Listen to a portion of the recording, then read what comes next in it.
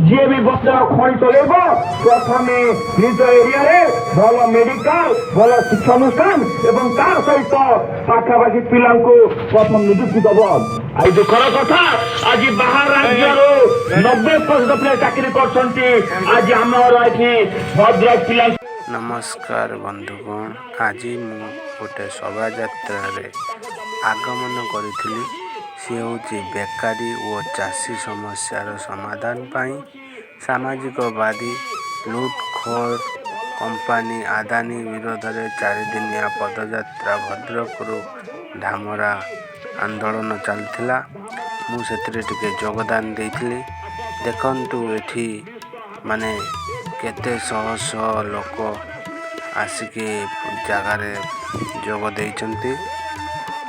से माने होचंती ओडिशार लोक माने तांकर कथा हेउची ओडिशार लोक माने जांगे विदेश खटुचंती दादन खटुचंती तांको एठी किछि मिलु नै प्रतिश्रुति किछि मिलु नै।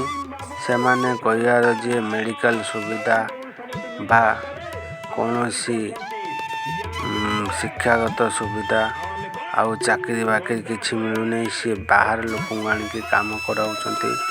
ओडिशा लोक कई काम पाउनांती चाकरी पाउनांती सेतिपाई एटा गोटे आंदोलन करछंती। आउ से आंदोलन मु वीडियो क्लिप नेथिनी मु निजे भी सेठी थिली। आउ आंदोलन मु देखिली बहुत ठंडा पड़िथिला। से ठंडारे बहुत लोक आथिले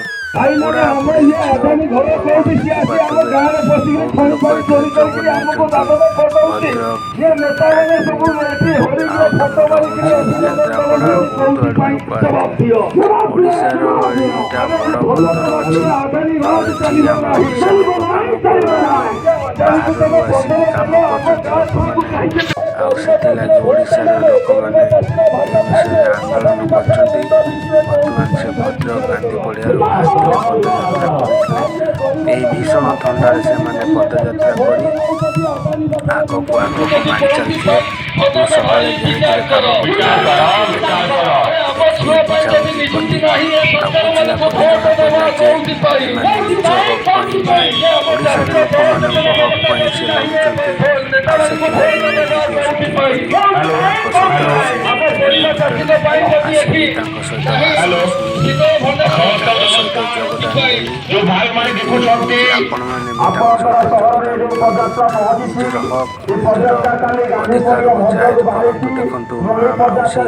केते पदकाद अच्छी आंदोलन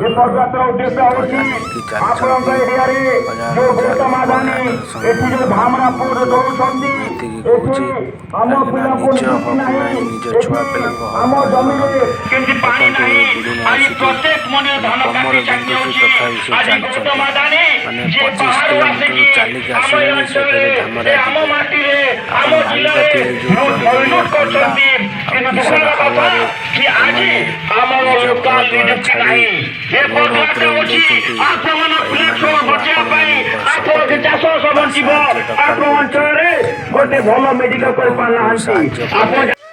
आज आम पदयात्रा कौदू गौतम गांधी आप जोरदार भाव लड़ाई प्रस्तुत जय किसान जिंदाबाद। पोर्ट गोटे विराट बड़ बंदर मो ना दाशरथी साहू मो नवनिर्माण कृषक संगठन केन्द्रापड़ा जिला उपदेष्टा माने नहीं कि बाहर लोक मुख्य कारण ये रैलीर मुख्य कारण हमरा बंदर को जो आदानी नहीं जाई ओडिशा सरकार के पाखरो वर्तमान सेतेरे जो पोस्ट सब बाहर नियुक्ति बाहर तादेरे गोटे हम भद्रकर कि ओडिशा रो युवक चाकरी पाउनाते सब अण ओडिया जे कि तमिलनाडु आंध्र तेलंगाना रो चाकरी करूचंदी से मान को पांड्यान और तार मुख्य तार हाथ जे प्रभाकर तमिलनाडु आसी ये सबू ठिका दे से ठिका सब नियुक्ति कर और ओडिया के नियुक्ति पाऊना ये बाबू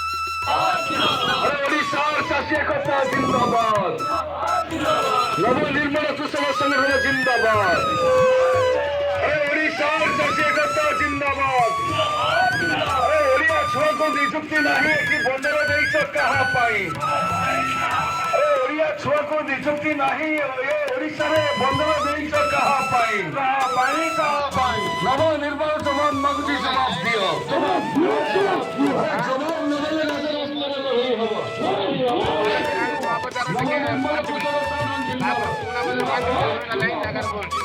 ମଉସାଙ୍କ କଥା ଶୁଣି ଆପଣମାନେ ଜାଣିପାରୁଥିବେ ତାଙ୍କର ଉଦ୍ଦେଶ୍ୟ କ'ଣ ଆଉ ସେ କେଉଁ କାମ ପାଇଁ ସେ ଆସିଛନ୍ତି।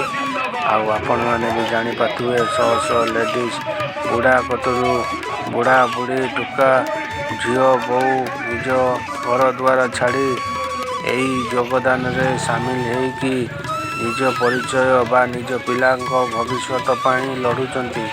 ଆପଣମାନଙ୍କୁ ମୋର ଏତିକି ଅନୁରୋଧ, ଆପଣମାନେ ଏ ଭିଡ଼ିଓଟାକୁ ଜଲ୍ଦିରୁ ଜଲ୍ଦି ସେୟାର କଲେ ଏ ଭିଡ଼ିଓଟି ସାରା ଓଡ଼ିଶାବାସୀ ଦେଖନ୍ତୁ, ତାଙ୍କ ମନରେ ବି ଜାଗ୍ରତ ହଉ ଓଡ଼ିଶା ପ୍ରତି କେତେ ଅନ୍ୟାୟ ହେଉଛି, କେତେ ଅବିଚାର ହେଉଛି।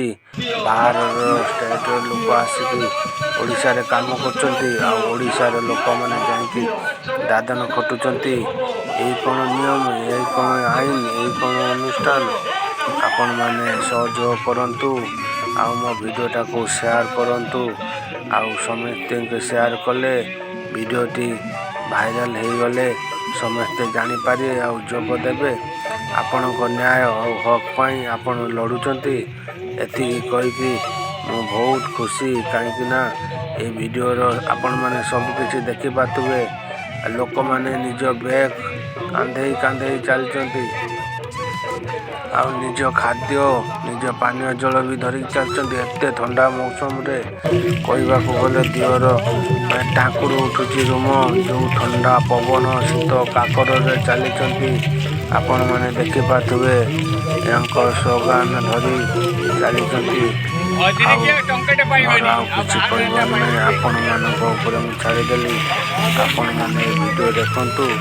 ଆପଣମାନଙ୍କୁ ଯଦି ଭଲ ଲାଗୁଛି ବା ଦୁଃଖ ଲାଗୁଛି ବା ଖୁସି ଲାଗୁଛି ଆପଣମାନେ ସେୟାର କରନ୍ତୁ। ସାରା ଓଡ଼ିଶାବାସୀ ଦେଖନ୍ତୁ ଏ ଭିଡ଼ିଓକୁ। କେତେ ତୀବ୍ର ଗତିରେ ମା' ମାଉସୀ ଚାଲିଛନ୍ତି ଭୋକ ଉପାସରେ ଥଣ୍ଡା ଝୁଡ଼ୁଝୁଡ଼ିଆରେ। ଆପଣମାନେ ଏମାନଙ୍କର ସପୋର୍ଟିଂ ବା ସାହାଯ୍ୟ କରନ୍ତୁ ଆଉ ୟାଙ୍କ ସହିତ ଯୋଗଦାନ ଦିଅନ୍ତୁ।